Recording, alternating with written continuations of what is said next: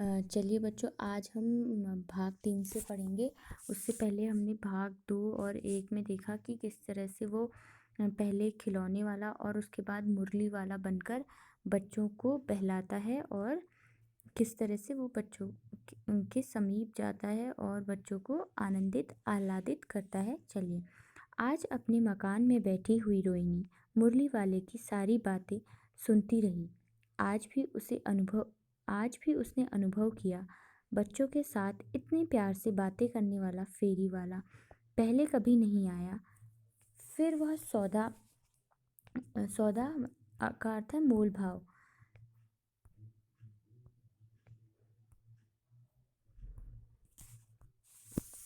सौदा भी कैसा सस्ता बेचता है, भला आदमी जान पड़ता है। समय की बात है, जो बेचारा इस तरह मारा मारा फिरता है, पेट जो न कराए सो थोड़ा। अर्थात उसे ऐसा लगता है कि फेरी वाला ये सब अपने पेट के, अपनी आजीविका के लिए, अपनी मूलभूत ज़रूरतों के लिए कर रहा है, लेकिन रोहिणी इस बात से अनजान थी कि ऐसा वो क्यों करता है, कि इतने सस्ते में अपना सामान बेच देता है और बड़े प्यार से अपने सामान को बेचने के लिए आवाज़ लगाता है। इसी समय मुरली वाले का क्षीण स्वर दूसरी निकट की गली से सुनाई पड़ा। बच्चों को बहलाने वाला मुरली वाला। क्षीण मतलब निर्बल या फिर धुंधला स्वर। रोहिणी इसे सुनकर मन ही मन कहने लगी, और स्वर कैसा मीठा है इसका। बहुत दिनों तक रोहिणी को मुरली वाले का वह मीठा स्वर और उसकी बच्चों के प्रति वे स्नेहासिक्त बातें मतलब स्नेह से भरी हुई बातें याद आती रहीं। महीने के महीने आए और चले गए, फिर मुरली वाला न आया। धीरे धीरे उसकी स्मृति भी क्षीण हो गई। स्मृति मतलब याद भी, क्षीण मतलब धुंधली होती गई। 8 मास बाद सर्दी के दिन थे। रोहिणी स्नान करके मकान की छत पर चढ़कर आजानुलंबित केश राशि सुखा रही थी, अर्थात घुटनों तक जो उसके लंबे बाल थे उन्हें वो सुखा रही थी। इस समय नीचे की गली से सुनाई पड़ा, बच्चों को बहलाने वाला मिठाई वाला। मिठाई का स्वर उसके लिए परिचित था। झट से रोहिणी नीचे उतर आई। उस समय उसके पति मकान में नहीं थे। हाँ, उसकी वृद्धा मतलब बूढ़ी दादी थी। रोहिणी उनके निकट आकर बोली, दादी, चुन्नू मुन्नू के लिए मिठाई लेनी है, ज़रा कमरे में से चलकर ठहराओ। मैं उधर कैसे जाऊं? कोई आता न हो? ज़रा हटकर मैं भी चिक की ओट में बैठी रहूंगी। चिक मतलब जो पर्दा कह सकते हैं, जैसे बांस के पर्दे होते हैं, मतलब घरों में, तो उसी तरह से बांस की जो पतली पतली जो उसकी छिलके होते हैं, उससे ये पर्दे बने होते हैं, तो उसको चिक कहते हैं। जैसे इस चित्र में भी आप देख सकते हैं। दादी उठकर कमरे में आकर बोली, ए मिठाई वाले, इधर आना। मिठाई वाला निकट आ गया, बोला, कितनी मिठाई दूँ माँ? ये नए तरह की मिठाइयाँ हैं, रंग बिरंगी, कुछ कुछ खट्टी, कुछ कुछ मीठी। जायकेदार का अर्थ है स्वादिष्ट। बड़ी देर तक मुंह में टिकती हैं, जल्दी नहीं घुलती। बच्चे बड़े चाव से चूसते हैं। इन गुणों के सिवाय ये खांसी भी दूर करती है। कितनी दूं? चपटी गोल पहलदार गोलियां हैं, पैसे की 16 देता हूँ। दादी बोली, 16 तो बहुत कम होती हैं, भला 25 तो दे दे। मिठाई वाला, नहीं दादी, अधिक नहीं दे सकता, इतना भी देता हूँ। अब मैं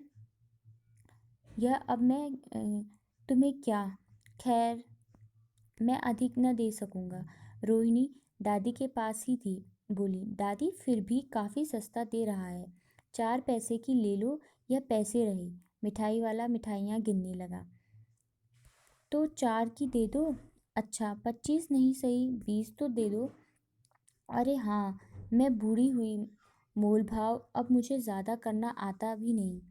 कहते हुए दादी के पोपले मुंह से ज़रा सी मुस्कुराहट फूट निकली। रोहिणी ने दादी से कहा, दादी, इससे पूछो तुम इस शहर में और कभी भी आए थे या पहली बार आए हो?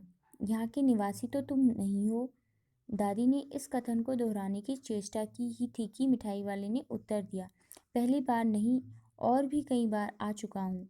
रोहिणी चिक की आड़ से बोली, पहले यही मिठाई बेचते हुए आए थे या और कोई चीज़ लेकर? मिठाई वाला हर्ष, हर्ष का अर्थ होता है प्रसन्नता, संशय, शक और विस्मय आदि आश्चर्य भावों में डूबकर बोला, इससे पहले मुरली लेकर आया था और उससे भी पहले खिलौने लेकर। रोहिणी का अनुमान ठीक निकला। अब तो वह उससे और भी कुछ बातें पूछने के लिए अस्थिर, मतलब अस्थिर का अर्थ होता है अस्थाई या फिर चंचल हो उठी। वह बोली, इन व्यवसायों में भला तुम्हें क्या मिलता होगा? वह बोला, मिलता भला क्या है, यही खाने भर को मिल जाता है, कभी नहीं भी मिलता है, पर हाँ संतोष का संतुष्टि, धीरज मतलब धैर्य, और कभी कभी असीम मतलब अपार सुख ज़रूर मिलता है, और यही मैं चाहता भी हूँ। सो कैसे, वह भी बताओ। अब व्यर्थ उन बातों की क्यों चर्चा करूं? उन्हें आप जाने ही दो। उन बातों को सुनकर आपको दुख ही होगा। जब इतना बताया है तब और भी बता दो। मैं बहुत उत्सुक हूँ, तुम्हारा हर्जा न होगा, मिठाई मैं और भी ले लूँगी। कहने का अर्थ है यहाँ पर जो लेखिका है, जो चुन्नू मुन्नू की माता है, वो ये जानना चाह रही थी कि जो मिठाई वाला है वो इतना सौम्य और इतना इतना उसकी आवाज़ में इतनी बच्चों के प्रति इतना स्नेह आखिर क्यों है, और वो बहुत ही सस्ते में अपना सामान भी बेचता है। तो इसलिए वो ये जानना चाह रही थी कि आखिर वो ऐसा क्यों कर रहा है। तो वो उससे पूछती है और फिर उसका उसका समय बर्बाद ना हो, इसके लिए वो उसे क्या कहती है, उसको ये कहकर रोकती है कि मैं और भी मिठाइयाँ लूँगी, जिससे तुम्हारा टाइम यहाँ पर बर्बाद नहीं होगा, समय बर्बाद नहीं होगा, तो तुम हमें अपनी कहानी बताओ। वो उसकी कहानी को जानने की जिज्ञासा रखती थी। चलिए बच्चों, आज हम यहीं तक पढ़ेंगे। कल हम आगे का भाग पढ़ेंगे तथा प्रश्नोत्तर की चर्चा भी करेंगे। धन्यवाद। अगर किसी को कोई शब्द ना समझ में आया है तो वो मुझे फ़ोन करके या व्हाट्सएप में पूछ सकता है।